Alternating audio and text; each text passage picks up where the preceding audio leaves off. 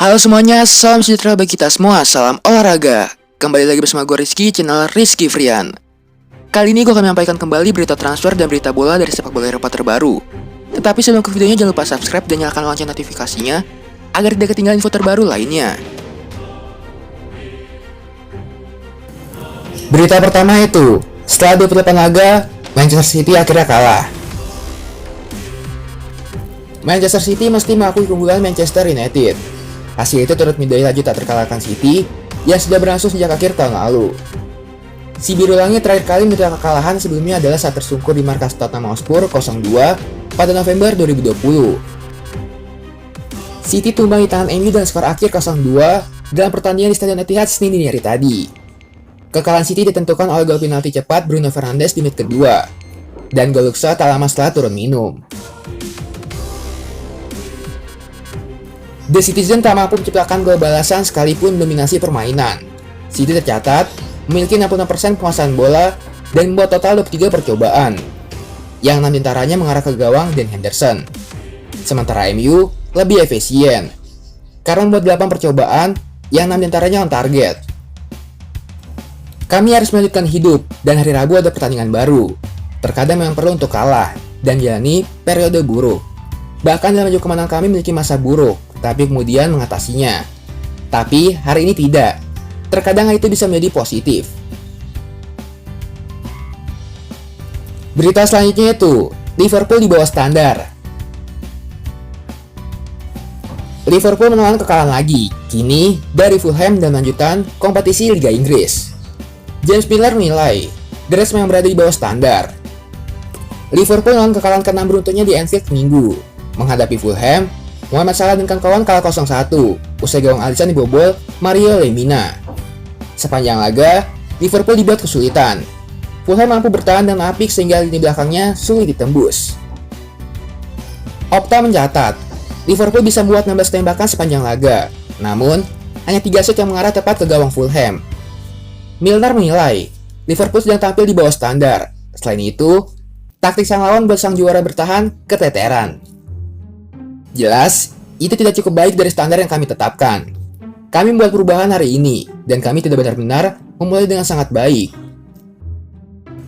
Kekalahan buat Liverpool melorot lagi di klasemen Liga Inggris. Anak asuh klub kini turun ke posisi 8 dengan 43 poin. Berita selanjutnya itu, Joan Laporta resmi terpilih menjadi presiden baru Barcelona. Joan Laporta resmi menjadi presiden baru Barcelona, yang unggul suara jauh dari dua pesaingnya yaitu Victor Font dan Toni Freixa. Barcelona akhirnya resmi mengadakan pemilihan umum presiden baru pada Minggu malam kemarin. Sebelumnya, pemilihan presiden baru El Barca sempat beberapa kali ditunda akibat lonjaknya kasus COVID-19. Dalam pemilu kali ini, ada 3 nama yaitu Joan Laporta, Victor Font, dan Toni Freixa bersaing menjadi presiden Barcelona. Ketiganya memperebutkan suara dari 55.611 anggota klub yang menggunakan hak pilih mereka. Joan Laporta terpilih sebagai presiden ke-42 Barcelona. Dikutip dari situs resmi Barcelona, Laporta unggul suara mutlak dari 2 pesaingnya. Laporta total mengumpulkan 30.184 suara, atau 54,28% dari jumlah pemilih seluruhnya. Ia mengungguli Font dan Freixa. Laporta bakal mengisi posisi yang ditinggalkan oleh Josep Maria Bartomeu. Bartomeu mengundurkan diri pada Oktober lalu. Pria 58 tahun itu akan menjabat hingga tahun 2026. Ini bukan kali pertama Laporta menduduki jabatan sebagai presiden Barcelona. Ia sebelumnya pernah mengemban tugas serupa pada rentang tahun 2003 hingga 2004. Berita selanjutnya itu, MU mengambil langkah untuk terapinya dari Leeds United. MU dikabarkan telah mengambil langkah untuk merekrut gelandang Leeds United, yaitu Raphinha. Bintang 24 tahun itu mampu tampil impresif di musim pertamanya bersama Leeds United. Setelah dia bergabung dalam transfer sebesar 17 juta pounds pada Oktober lalu dari Rennes. Dan menurut sebuah media Brazil yaitu All Esporte pekan lalu, Setan Merah sudah mulai pembicaraan untuk merekrut pemain asal Brazil itu. Dan saat ini diyakini tengah membicarakan detail finansial untuk transfer itu di musim panas. Laporan tersebut juga mengklaim bahwa agen sang pemain kini berencana untuk bertemu dengan Leeds United untuk membicarakan tentang kemungkinan transfernya dari Elland Road di akhir musim nanti. Namun, saat bicara pada awal pekan ini tentang keterkaitannya dengan MU, rapinya mengaku bahagia di Leeds. Saya benar-benar bahagia dan sangat puas bisa menjadi bagian dari klub ini.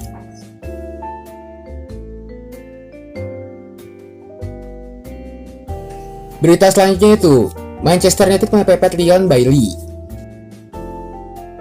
Rumor ketertarikan MU terhadap Leon Bailey nampaknya bukan sekedar isapan jempol belaka.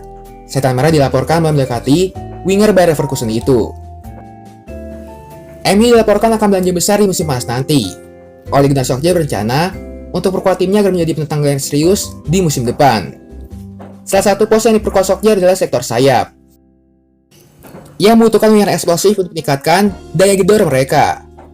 The Express mengklaim bahwa MU punya target transfer yang baru. Mereka berencana mendatangkan Leon Bailey dari Bayer Leverkusen. Menurut laporan tersebut, MU sudah lama mengamati sosok Bailey. Musim ini, ia sudah mencetak 6 gol dan 5 assist bagi Leverkusen. Dan Solskjaer menilai pemain Jamaika itu bakal cocok untuk lini serangnya. Perwakilan MU dilaporkan sudah menghubungi agen Bailey. Mereka sudah mengungkapkan minat mereka terhadap sang winger. MU harus menebusnya di angka 45 juta euro di musim panas nanti.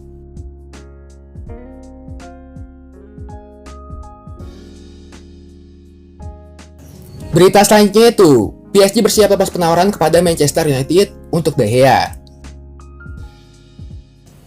Tim kaya raya Prancis yaitu PSG dikabarkan siap untuk melepas penawaran mereka kepada Manchester United untuk memboyong David De Gea. Kiper Spanyol itu sudah sering menjadi bahan spekulasi media-media di Eropa. Ia kerap disebut bakal cabut dari MU. Hal itu makin menjadi setelah MU memulangkan Dean Henderson. Kiper asal Inggris itu menjadi pesaing terbesar De Gea di bawah Mister Gawang Setan Merah. Kabar soal masa depan David De Gea ini kemudian disebut menarik perhatian PSG.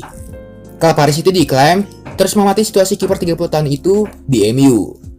Bahkan, PSG diklaim siap lepas penawaran kepada MU di musim panas. Kabar itu diklaim oleh The Sun. Tak cuma itu, PSG juga dikabarkan siap memberikan gaji yang setara pada De Gea jika ia bersedia pindah ke The Prince. Kabarnya, gaji pemain Spanyol itu mencapai 375.000 pounds per pekannya. Berita selanjutnya itu, Chelsea sodorkan kontrak baru pada Andreas Christensen. Manajemen Chelsea nampaknya berubah pikiran mengenai Andreas Christensen. Tim asal London Barat itu dilaporkan akan perpanjang kontrak sang bek dalam waktu dekat ini. Christensen yang merupakan produk akademi Chelsea sempat mengalami kesulitan. Ia lebih banyak menghabiskan waktunya di bangku cadangan Chelsea dalam 2 tahun terakhir. Situasi ini kabarnya membuat sang bek resah. Ia diberitakan ingin segera angkat kaki dari Stamford Bridge untuk cari klub baru baginya. Gol Internasional mengklaim bahwa Christensen tidak akan beranjak dari Chelsea. Ia dilaporkan akan diberi kontrak baru oleh manajemen Chelsea dalam waktu dekat ini. Menurut laporan itu, nasib Christensen saat ini berbalik 180 derajat berkat kehadiran Thomas Tuchel. Pelatih Jerman itu belakangan kerap memainkan Christensen di jantung pertahanannya. Menurut laporan itu, manajemen Chelsea akan segera memberikan kontrak baru bagi Christensen. Berita selanjutnya itu, Real Madrid tetapkan deadline untuk negosiasi kontrak baru Sergio Ramos. Manajemen Real Madrid baru-baru ini menghubungi Sergio Ramos. Mereka membeli deadline untuk sang bek menandatangani kontrak barunya dari Real Madrid. Ramos saat ini berada di ambang pintu keluar Santiago Bernabeu karena kontrak sang bek akan berakhir di musim panas nanti. Marca mengklaim bahwa Real Madrid tengah menego Ramos untuk bertahan. Namun, mereka memberikan waktu yang terbatas bagi Ramos untuk menaikkan kontrak itu. Pihak Real Madrid dikabarkan sudah menentukan deadline untuk negosiasi kontrak ini. Mereka berharap Ramos bisa menandatangani kontrak baru ini sebelum akhir Maret 2021. Mereka memberikan waktu yang terbatas, karena mereka juga butuh waktu untuk mencari pengganti sang bek jika ia memutuskan tidak memperpanjang kontraknya. Laporan itu juga mengklaim bahwa proses negosiasi kontrak baru Ramos ini berjalan alot. Pihak sang bek meminta kontrak jangka panjang di Madrid. Ia ingin diberi kontrak berdurasi 3 tahun selama di sana. Sementara pihak Madrid hanya bersedia memberikan kontrak 1 tahun. Kayaknya sekian aja info sepak bola kali ini. Jangan lupa subscribe dan nyalakan lonceng notifikasinya agar tidak ketinggalan info sepak bola terbaru lainnya. Terima kasih semuanya, salam olahraga.